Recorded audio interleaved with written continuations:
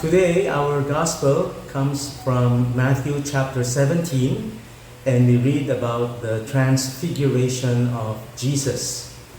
The word transfiguration means that his form changed, his appearance was changed before the eyes of the disciples, and in fact, they saw Jesus for who he is. He is God. He is revealed in his glory.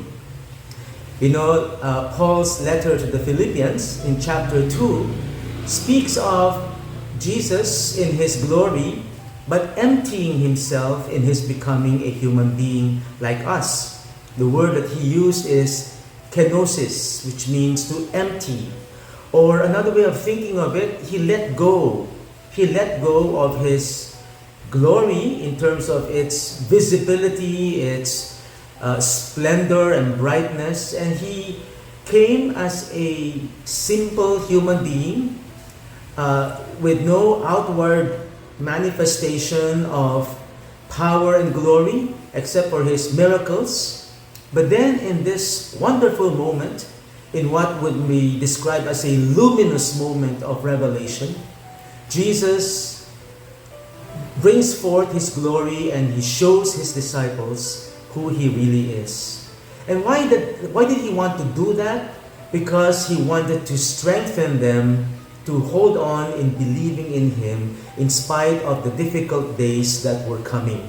Because he is about to enter into a very difficult struggle with the opponents, with the Jewish leaders who were against him, and eventually he would be put to death. And he wanted to show his disciples, don't worry, beyond the gloom, beyond the death, beyond the suffering, here is who I really am. And it is said that Elijah and Moses appeared to him and they talked to him. And many people, many commentators have said that there's something very symbolic about Moses and Elijah, because Moses represents the law and Elijah represents the prophets. And here we have the law and the prophets. In other words, the old covenant coming to Jesus, pointing to Jesus as the fulfillment of God's plan for his people. And finally, we have here also the voice from heaven affirming, "This is my beloved Son." Jesus is the beloved Son of God.